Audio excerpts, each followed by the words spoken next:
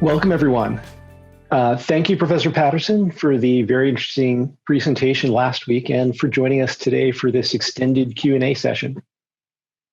Good. Thanks for having me back.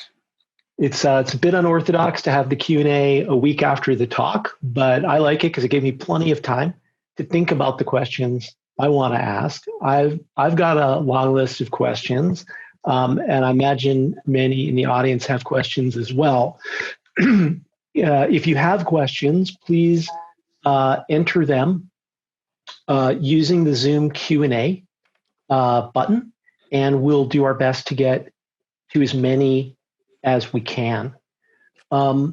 Professor Patterson, I want to start with something I think is kind of basic, and I remember hearing it from you when I was in graduate school many years ago. It doesn't seem to have taken in industry, and so I'm going to ask you to, elaborate a little bit. You talked in your presentation about when you report benchmark results, you really need to report the geometric mean and the standard deviation. Why is that so important? Well, first of all, there was a story where I must have missed the week in high school where they talked about geometric mean, and so I used the arithmetic mean, and I was taken to task. Somebody wrote an article saying only idiots use arithmetic mean for ratios. Everybody knows there should be geometric means, and use data from my paper to as a bad example. And so if you're going to do ratios, it depends. If you use arithmetic mean, it'll depend if you're talking about performance relative to, say, a Model X. You'll get different ratios if it's Model X, Model Y, or Model Z. But if you use the geometric mean, the ratios will all stay the same. Relative performance will stay the same no matter what your reference is. So that was one. Kind of as a result of the benchmarking efforts, people started looking into it statistically. What should you do? Is geometric mean the right thing to do? And they went somewhat into the math and had good justifications of it. And the person who did that was John Massey, who was a kind of a champion for MIPS.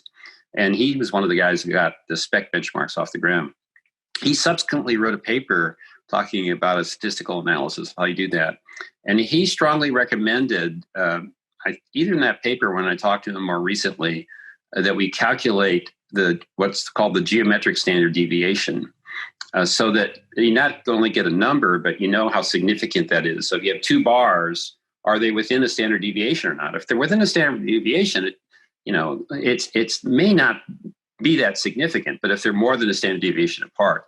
So as part of what we've done in MBench is we've embraced that. We have the ratio using geometric mean.